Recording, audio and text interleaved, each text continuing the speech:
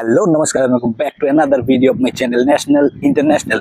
और आज है मेरे ये इंडो भूटान सीरीज का दूसरा दिन। आज सबसे पहले हम लोग एक्सप्लोर करने जाएंगे जयगांव व्यू पॉइंट को, फिर वहाँ से निकल के जाएंगे हाशिमारा रेलवे स्टेशन देखने के लिए, क्योंकि इस जयगांव के उधर में तो उतना ज़्यादा कुछ देखने के लिए नहीं है। दो एक रिजॉर्ट भी है, वो भी जाएंगे देखने के लिए कि उसमें क्या है। सब बोल रहे हो रिजॉर्ट वगैरह, स्विमिंग पूल ये सब है देखने में, तो वो भी देखेंगे। तो देरी न करते हुए चलिए पहले सबसे पहले जाते हैं जयगांव व्यू पॉइंट को एक्सप्लोर करने के लिए। मेरे इंडो भूटान सीरीज के डे 2 पे मैं सुबह सुबह उठ के निकल पड़ा था जयगांव व्यू पॉइंट को एक्सप्लोर करने के लिए। सब चीजें पूछने के बाद मेरे जो नाम आया सामने वो था जयगांव व्यू पॉइंट, तो मैं निकल पड़ा था उसे एक्सप्लोर करने के लिए। मेरे होटल के सामने से टोटो पकड़ के मैं जाने लगा था जयगांव व्यू पॉइंट के उधर पे, लेकिन जो टोटो वाला था वो तो मुझे थोड़ा ठग लिया था। जहाँ तक ये मुझे उतारा था वहाँ तक भाड़ा लगता है 10 रुपया या उससे कम, लेकिन इसने मुझसे 50 रुपये ले लिया था। खैर क्या करूँ, क्योंकि मुझे तो पता नहीं था ना कहाँ से उतर के कहाँ पे जाना है। उस टोटो वाले ने मुझे जहाँ पे उतार दिया था उसके पास में एक गली, और गली के बीच में से होते हुए ये पथरीले रास्ते हैं, और ये रास्ते के ऊपर से उठते हुए ही वो जयगांव व्यू पॉइंट में जाने का रास्ता शुरू हो जाता है। और मैं भी आस्ते आस्ते उस गली के बीच में से चलते चलते इस रास्ते के ऊपर आ जाता हूँ। और यहाँ पे आने से पहले जो टोटो वाला था वो मुझसे बार्गेनिंग कर रहा था कि जयगांव के 6 स्पॉट 4 स्पॉट ऐसा जगह घुमाने का 800 रुपया 600 रुपये ये सब लूँगा, लेकिन मैं उसके साथ गया नहीं। मैं अपने आप ही चला गया, क्योंकि मुझे पहले ये जयगांव व्यू पॉइंट देखना था और उसके बाद डिसाइड करना था कि कौन सा जगह है, क्योंकि उतना कुछ खास तो जगह इधर में था नहीं देखने के लिए। और देखिए ये रास्ता कुछ ऐसा दिखता है, और यही से होते हुए मैंने अपना जर्नी स्टार्ट किया था।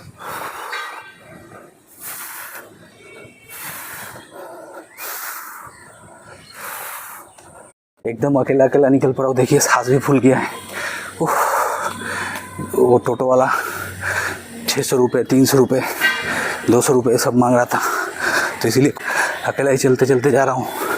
देखता हूँ अभी कितना दूर लगता है यहीं से जाने में और जयगांव के व्यू पॉइंट तक। रास्ता तो इधर में काफ़ी अच्छा है, लेकिन ऊपर में ऐसे स्टीप स्लोप में तो चलने का आदत नहीं है, इसलिए पैर वैर सब एकदम दर्द करे, थक जाऊँ। फिर देखता हूँ कितना दूर जा पाता हूँ। पहले यहाँ से देखिए नज़ारा कितना अच्छा लग रहा है देखने में, लेकिन वही बात है कि आदत नहीं है ना, तो थक जा रहा हूँ चलते चलते। अभी थोड़ी दूर बाद ऊपर जाना है।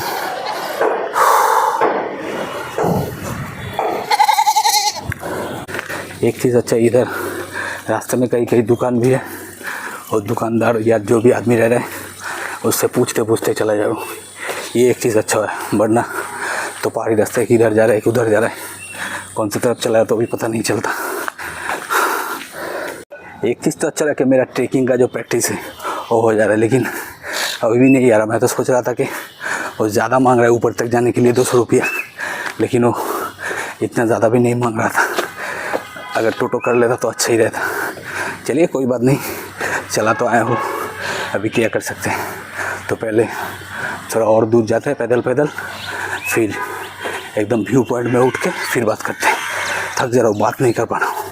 ऐसे ही करीब आधा घंटा 40 मिनट के ट्रेकिंग के बाद मैं पहुंच गया था एकदम जयगांव के व्यू पॉइंट के वहाँ पे, और ये देखिए ये वहाँ का नज़ारा नीचे की तरफ से। चलिए आखिरकार चलते चलते पहुँच ही गया मैं व्यू पॉइंट तक। चलिए पहले उठता हूँ सीढ़ी से।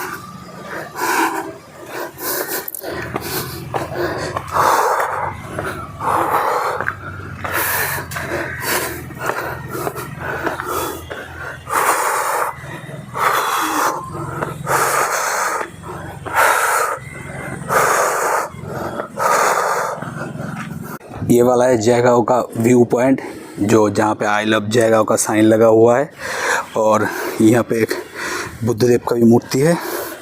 और ये इस व्यू पॉइंट के पीछे की तरफ का नज़ारा थोड़ा देख लीजिए। अरे बाप रे, यहीं से भी स्टीफ रोड जा रहा है।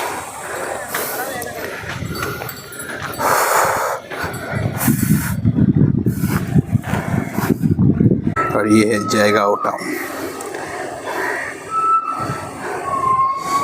बहुत खूबसूरत लग रहा है देखने में। आज तो यहाँ पे अभी कोई नहीं है, मैं अकेला ही हूँ, जैसे ये पूरी जगह मेरा ही है ऐसा लग रहा है। ये जो पीछे की तरफ का एरिया आप देख रहे हैं वो एक्चुअली में भूटान में है, और ये जो बाउंड्री वॉल है ये इंडिया और भूटान के बीच में डिमार्केशन का काम करता है।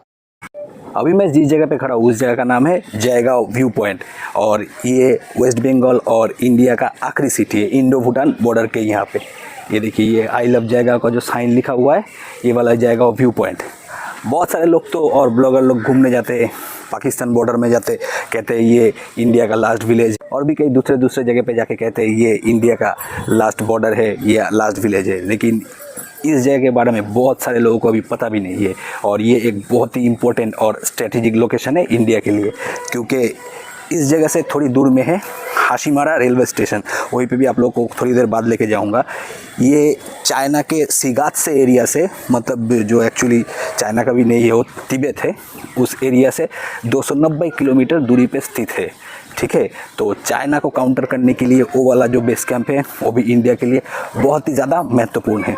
इंडो भूटान बॉर्डर में बना ये छोटा सा शहर भूटान के साथ इंडिया के रिलेशंस को मजबूत करने के लिए बहुत ही महत्वपूर्ण एक भूमिका निभाता है। और इस व्यू पॉइंट का भी सबसे अच्छा बात यह है कि यहाँ पे आने के लिए आपको कोई एंट्री फीस नहीं देना पड़ेगा। आप लोग अगर खुद चाहे तो पैदल आ सकते हैं, नीचे से 2 किलोमीटर 2.5 किलोमीटर पकड़ लीजिए, आपको ट्रैकिंग करना पड़ेगा, करके आप लोग आ सकते हैं। या फिर आप लोग चाहे अगर तो टोटो या ऑटो से बात करके, वो लोग 200 रुपया या कुछ ज़्यादा मांगेगा, बार्गेन करके आप यहीं पे आ सकते हैं। मेरा तो प्लान था अभी यहीं पे थोड़ा और देर रहने के लिए, लेकिन अभी यहाँ पे थोड़ा बारिश हो रहा है, तो अभी मुझे यहाँ से थोड़ा भागना पड़ेगा, क्योंकि ये जगह एकदम खाली था। ये जैसे लग रहा था कि ये मेरे अकेले के लिए ही बनाया गया है, कोई नहीं है इधर, मैं सिर्फ अकेला ही था। तो पहले यहाँ से भागता हूँ, क्योंकि अभी थोड़ा बारिश हो रहा है, नीचे जाने में भी थोड़ा टाइम लग जाएगा, ट्रेकिंग जैसा करना पड़ेगा। तो नीचे जाके फिर बात करते हैं। और हाँ, मैंने वहाँ पे यादगार के तौर पे फ़ोटो खींचना भी मिस नहीं किया था। वहाँ पे 2-1 लड़के आए थे, तो मैंने उन लोगों से रिक्वेस्ट करके अपना 1-2 फ़ोटो भी खिंचवा लिया था वहाँ से।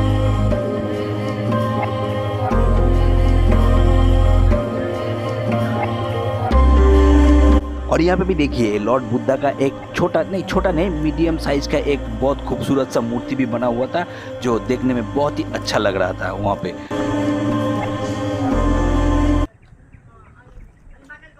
व्यू पॉइंट से उतरने के बाद तो मुझे समझ में नहीं आया तो कहाँ जाऊँ, तो मैंने वहाँ पे एक टोटो वाले से बात किया, और इस टोटो वाले का भी वही सजेशन था कि यहाँ पे कोई रिजॉर्ट वगैरह है देखने के लिए, और मैं उससे ही बार्गेनिंग किया और फिर निकल पड़ा वही रिजॉर्ट वगैरह देखने के लिए। ये मुझसे एक टिप का 150 रुपया मांग रहा था, मतलब ये रिजॉर्ट वगैरह घुमाएगा मुझे, उसका 150 रुपया, और वापस ला के छोड़ेगा, उसका 150 रुपया। तो मैंने ज़्यादा कुछ दिमाग न लगा के उसका ही बात मान लिया और निकल पड़ा। लेकिन कोलकाता में तो इतने सारे बहुत खूबसूरत और बड़े बड़े रिजॉर्ट है, तो मैं क्या ही उधर में रिजॉर्ट देखूंगा, लेकिन क्या कर सकते हैं, जो देखने में मिलेगा वही देखना पड़ेगा उधर में। तो मैं जा रहा था उधर से देखते हुए, और ये जो खेती बाड़ी का इलाका है उसके पास से जंगलों के ये जो चाय का बगीचा है उसके अंदर से होते हुए जाना पड़ रहा था रिजॉर्ट देखने के लिए। और ये जो सब रिजॉर्ट्स है वो एकदम अंदर की तरफ है। यहाँ पे जाने के लिए सबसे बेस्ट है, आपका किसी का बाइक रहा तो बाइक में बैठ के जाना ही अच्छा रहता है, क्योंकि यहाँ का जो रास्ता है वो तो बहुत ज़्यादा ख़राब है। 2-1 रास्ता अच्छा है, लेकिन ज़्यादातर रास्ते ही ख़राब है। यहाँ पे मुझे जो चीज़ अच्छा लगा वो था, यहाँ पे एक रास्ते के साइड से थोड़ा आगे निकलते हुए बाएं तरफ में जो तीस्ता रिवर है, उस रिवर साइड का जो व्यू मिल रहा था वो बहुत खूबसूरत था दिखने में। यही मुझे वहाँ पर सबसे अच्छा लगा, बस, और दूसरा कुछ नहीं। मेरा ये पर्सनली सजेशन रहेगा कि अगर आप में से कोई भूटान घूमना चाहता है, लैंड बॉर्डर क्रॉस करके जयगांव से होते, और बीच में एक आध दिन जयगांव टाउन को और एक दिन फुनचुलिंग टाउन को एक्सप्लोर करना चाहता है, तो मैं ये कहूँगा आप लोग ऐसा प्लान नहीं करके ऐसा कीजिए कि एक दिन आप लोग चले जाइए कूच बिहार के, वहाँ पे जयगांव में स्टे करके वहाँ से आप लोग एक दिन कूच बिहार चले जाइए, और वहाँ पर आप लोग जो बानेश्वर शिवा टेम्पल है उसको, मदन मोहन टेम्पल है उसको, फिर जो कूच बिहार राजबाड़ी है वो वाला, कूच बिहार राजबाड़ी पैलेस है, ये सब चीज़ आप लोग एक्सप्लोर कर सकते हैं। और इन सब जगह का डिस्टेंस भी जयगांव से बस में वो भी करीब 2-2.5 घंटे के डिस्टेंस पे ही है, जैसा मेरे होटल वाले से मैंने पूछा था। इससे आपको 2 तरह का फ़ायदा होगा। एक तो ये कि आप लोगों को दूसरे एक जगह एक्सप्लोर करने को मिल जाएगा, और एक ये कि जयगांव में तो उतना कुछ एक्सप्लोर करने के लिए नहीं है, तो आप लोग दूसरे दिन ये रखिए कि जयगांव व्यू पॉइंट को एक्सप्लोर कीजिए, और उसके साथ साथ जो भूटान का फुनचुलिंग टाउन है उसको एक्सप्लोर कीजिए। और यही सबसे अच्छा प्लान रहेगा, लेकिन वो मेरे हिसाब से।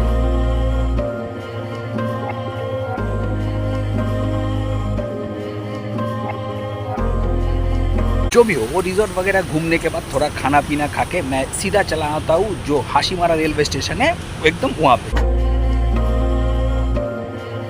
ये मेरे पीछे जो आप स्टेशन देख रहे हैं ये है हाशिमारा रेलवे स्टेशन।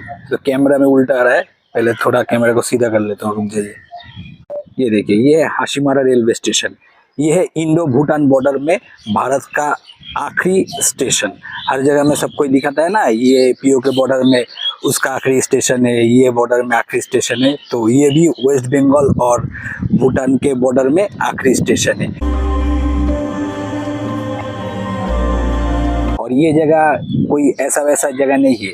चाइना को काउंटर करने के लिए इस हाशिमारा स्टेशन से ही थोड़ी दूर पे एक क्या बोलते हो जगह मैं भूल गया, वहाँ पे आर्म्स और एमिनेशन ये सब रखा हुआ है, जैसे राफेल वगैरह ये सब रखा हुआ है। अगर चाइना से कोई भी प्रॉब्लम क्रिएट होता है तो यही जगह से जैसे मैं थोड़ी देर पहले ही बता रहा था, चाइना का सिगात्स एरिया जो तिब्बत में पड़ता है एक्चुअली, वो 290 किलोमीटर्स के अंदर पड़ता है। तो ये जगह का स्ट्रेटेजिक लोकेशन इंडिया के लिए बहुत ही ज़्यादा महत्वपूर्ण हो जाता है। ये कोई ब्लॉगर आके आपको दिखाएगा नहीं कि ये जगह भी कितना खास है। तो चलिए, हाँ जयगांव में तो और कोई जगह तो घूमने के लिए नहीं मिला, तो मैं इसलिए हाशिमारा स्टेशन में आ गया था। तो यहाँ से अभी होते हुए मैं फिर से जा रहा हूँ इंडो भूटान बॉर्डर के वहाँ पे जहाँ पे मेरा होटल है। बाय द वे, ये वो रेलवे स्टेशन था जहाँ से मैंने अपना रिटर्न टिकट करवाया था 2-3 दिन बाद, शायद थर्सडे को ट्रेन था और वो भी मैंने तत्काल में ही काटा था हाशिमारा से सीधा सियालदा रेलवे स्टेशन तक। यहाँ के स्टेशन का नज़ारा कुछ ऐसा दिख रहा था और यहाँ पे पास में बहुत सारे हेवी व्हीकल्स पार्क करके रखे हुए थे और यहाँ पे आप लोग जो ऑटो टोटो वगैरह है ये यहाँ से जो लोकल ट्रांसपोर्टेशन है आसपास में वहाँ पे भी ले जाते हैं और जो जयगांव फुनसोलिंग बॉर्डर है वहाँ तक भी यहाँ से जाते हैं। और ये जो आप देख रहे हैं हाशिमारा स्टेशन का रेलवे गेट, और यहाँ से टोटो पकड़ के मैं फिर से चला गया था जहाँ से मैं आया था इंडो भूटान बॉर्डर में, जहाँ पे मेरा होटल था वहाँ पे। और यहाँ से देखिए ये जो रास्ता है वो तो बहुत अच्छा ही था और यहाँ से आसपास का जो व्यू है वो भी देखने में अच्छा लग रहा था और बीच बीच में ये जो छोटे छोटे नदी है वो भी आ रहे थे कि तब तक वो भी सूखे पड़े हुए थे क्योंकि तब तक तो बारिश आया नहीं था। लेकिन यहाँ से होते हुए जैसे ही मैं बॉर्डर के एरिया तक पहुँचता हूँ, देखिए वहाँ का हालत देखिए, एकदम धूल मिट्टी से भरा हुआ है। कैमरे में तो उतना अच्छे से आया नहीं था, इतना धूल महल था वहाँ पे, तो मुझे तो खांसी हो रहा था, मेरा तो सांस फूलने लगा था। जो भी हो, इसके बाद जैसे तैसे करके मैं तो अपने होटल के वहाँ पे पहुँच गया और होटल के वहाँ पे उन लोग का अपना एक रेस्टोरेंट है, वहाँ पे खाना वगैरह भी खाया। ये उसका मेनू कार्ड,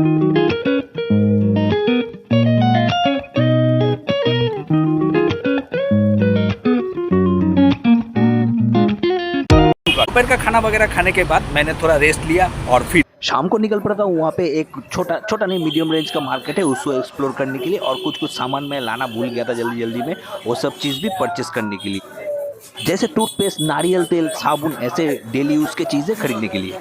शाम का नाश्ता वगैरह करने के लिए मैं वहाँ पे घूमते घूमते एक दुकान में गया और उस एक दुकान से मैंने वहाँ पे चाउमीन लिया और इसका क्वांटिटी कितने हुआ आप लोग की देखिए, और इसका ही मुझसे 40 रुपये ले लिया था। मैंने लास्ट में उस दुकानदार से कह ही दिया कि आप लोग यहाँ 40 रुपये में क्या दे रहे हैं और हमारे वहाँ कोलकाता में 60 रुपये में जैसा चाउमीन देता है एक नॉर्मल दुकान में, उससे एक मील ही हो जाता है। और आप खुद ही देखिए 60 रुपये में 40 रुपये में आप क्या दे रहे हैं। वो बोल रहा था कि हम लोग 40 में इतना ही देते हैं और हंसने लगा। और मैं क्या ही बोलूँ, मैं वहाँ से थोड़ा खाना वगैरह खाया, चाउमीन वगैरह खाया और फिर निकल गया। और ये दूसरा एक दुकान उसी लाइन पे जहाँ से मैंने अपने अगले दिन का शाम का नाश्ता किया था। और यहाँ पे जो गुजराती खाना होता है मैंने एक वो लिया था जो था चीज़ी मेयोनीज डवेली, और एक था जो नॉर्मल बड़ा पाव होता है वो चीज़ के साथ लिया था। ये दोनों चीज़ मैंने अगले दिन शाम के नाश्ते में खाया था, लेकिन ये बहुत ही स्वादिष्ट था। चीज़ी मेयोनीज डवेली शायद दिया था 60 रुपये और जो बड़ा पाव था वो शायद 30 या 40 रुपये लिया था। लेकिन ये जो खाना था बहुत ही भारी भी था और बहुत स्वादिष्ट था। ये खाने से तो मेरा पेट भी भर गया था, मैं उस दिन रात को खा भी नहीं पाया था। और जो आदमी ये बना रहा था उसका हाथ में तो जादू था। और यहाँ पे दुकान में बहुत भीड़ भी लगा था। बड़ा पाव और डबेली देखने में एक ही जैसे है, लेकिन वो दोनों अलग अलग चीज़ है और खाने में भी उसका स्वाद भी अलग अलग ही है। ये जो जगह आप देख रहे हैं इस जगह का नाम है बड़ा बाजार एरिया, और ये जहाँ मेरा होटल है उस जगह से 2-3 मिनट 4 मिनट के डिस्टेंस पे ही है। और ये जगह पे भी आपको बहुत सारे जैसे फास्ट फूड्स होते हैं वो सब यहाँ पे मिल जाते हैं। और मैंने यहाँ से एक दिन अपना शाम का नाश्ता भी किया था। यहाँ पे ज़्यादातर एग रोल, चाउमीन, मोमो वगैरह ये सब और गोलगप्पे ये सब चीज़ें मिलते हैं। तो एक चीज़ पहले जब मैंने एक मार्केट दिखा था वहाँ पे तो जो मोमो है वो चिकन मोमो मतलब नॉनवेज मोमो वगैरह मिलना तो थोड़ा मुश्किल है, वहाँ पे ज़्यादातर वेज ही मिलते हैं। लेकिन इस जगह पे आप लोगों को चिकन मोमो वगैरह ये सब मिल जाएंगे। और इसी जगह पे सुबह एक बाज़ार भी लगता है जो एक्चुअली में यहाँ का मेन बाज़ार है। ज़्यादातर यहाँ के जो होटल वाले हैं और जो दूसरे लोग हैं वहीं से अपना बाज़ार वगैरह करते हैं। जो भी हो, इस वीडियो को मैं यहीं पे एंड कर रहा हूँ। यहाँ पे तो उतना ज़्यादा कुछ घूमने का था नहीं, तो कल मैं आप लोगों को लेके चलूँगा फुनसोलिंग टाउन भूटान में, उधर घुमाने के लिए। तो तब तक के लिए इजाज़त दीजिए। और अगर ये वीडियो आप लोगों को अच्छा लगा तो वीडियो को लाइक, शेयर और कमेंट कर दीजिएगा। और मेरे इस चैनल को भी थोड़ा सब्सक्राइब कर दीजिएगा। सब्सक्राइब करना तो आप सभी के लिए फ्री है, लेकिन इससे मुझे और मेरे चैनल को थोड़ा पुश मिल जाता है। और मेरे बाकी के सोशल मीडिया का लिंक भी इधर में दिया हुआ है, हो सके तो उन सभी को भी थोड़ा फॉलो कर दीजिएगा। Thank you.